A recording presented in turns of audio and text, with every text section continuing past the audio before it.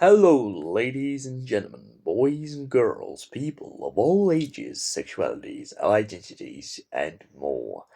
And welcome back to another Doctor Who review. Today's Doctor Who review is another Paternoster Gang, specifically Paternoster Gang Heritage 2. So last time we met the Paternoster Gang, they were fighting monstrous cars and mysterious people in the night. So where have their adventures brought them this time? Well,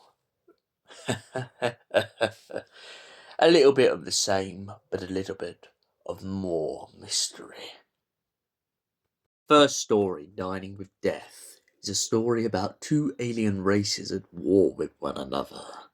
About a peace treaty that must be signed between an alien race of foxes and an alien race of walruses.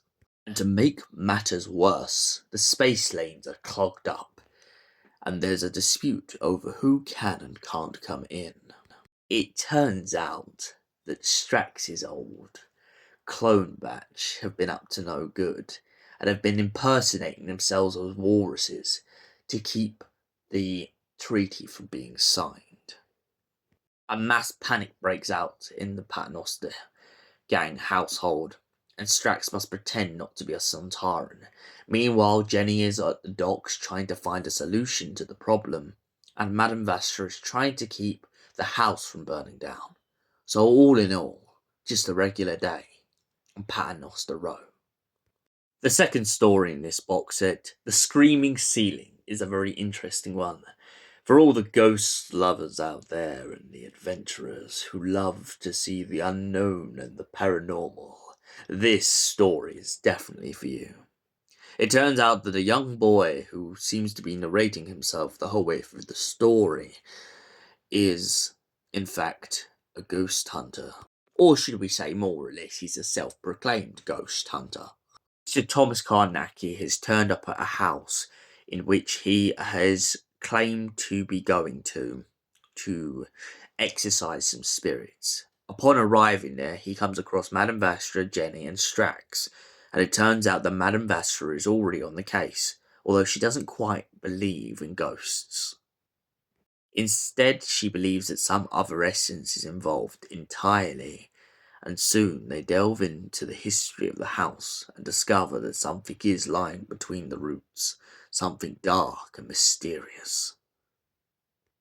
Carnacki won't put it out of mind that it is definitely a ghost, and so Madame Vastra challenges him to go into his bedroom, only for him to come out with the shivers and the shakes. As the house turns into a fire of paranormal activity, the group gets swallowed up, and Mr. Carnacki gets chucked all over the place, in and out. He then faints, and upon waking up, Madame Vastra says that she will take him under her wing so long as Mr. Carnacki promises to listen to every lesson he's taught. Our story in this box set, Spring Hill Jack, is a very interesting one.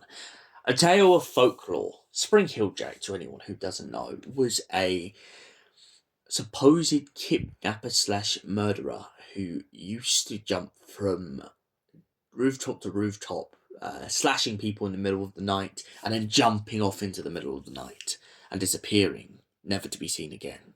I love in this story how Jenny is very persistent, and especially how, as soon as she finds out the name Spring Hill Jack, she will do anything to bring them to justice. However, Madame Vastra, as previously mentioned in the story before, this is a very skeptical person. She doesn't quite believe in ghosts or folklore, but she always believes that there's got to be some truth to some stories. Jenny and Strax go investigating and end up in the company of a reporter. They go to a bar with Madame Vastra and begin to ask a police officer, but a police officer seems awfully very well aware of Spring Hill Jack, but seems to be deterring away from the matter, as he has an inclination of something higher going on. And of course, he's not the only one. This is the reason Madame Vastra was asking him, as it seems like the whole police force doesn't seem too very bothered about this Spring Hill Jack making people go missing in the middle of the night. Eventually, Jenny and the reporter and Strax go to another dimension. Upon getting to this other dimension, it turns out that this creature of some other essence has come to Earth, knowing full well that all the people that they've taken are on their very last heels, and that some creature is lying beneath the surface of the Thames, ready to gobble people up. Strax constantly jokes in this episode about the fact that he's not a big fan of ducks, especially rubber duckies. After discovering the other entity from the other dimension, Madame Vastra lets the creature off the hook, knowing full well that it is more of a mercy than anything else. Upon also taking these people, a young maid who works in a kitchen decides that she no longer wants to go back to the life she lived, as she can't imagine living without her beloved. Madame Vastra, Strax, and Jenny then go back to London in hopes of stopping the creature in the Thames once and for all by the help of Spring Hill Jack. Upon defeating it, Spring Hill Jack starts wiping some memories and setting time back in place. Also, upon doing this, they wipe Madame Vastra and Jenny's memory and everyone else's memory of a news reporter, as this greedy news reporter is too busy about trying to sell a newspaper rather than looking for the missing people. And even once she finds all the missing people, she still wants to sell a story on the fact of an alien creature from outer space. And so the creature wipes her memory, and Madame Vastra and that begin to joke about how they remember a reporter, but they can't remember who she was or why she was. So Paternoster Gang, Heritage 2. What did I think? Well, I've got to say, compared to Heritage 1, I definitely feel like Heritage 2 is a massive improvement. I like the idea of Strax having to be restrained. I also love how in this box set, he literally uses crabs to unclunk the sink. He has his own robot crab army. I love the parallels between Jenny and Vastra in this box set. We really get to see the difference between the two.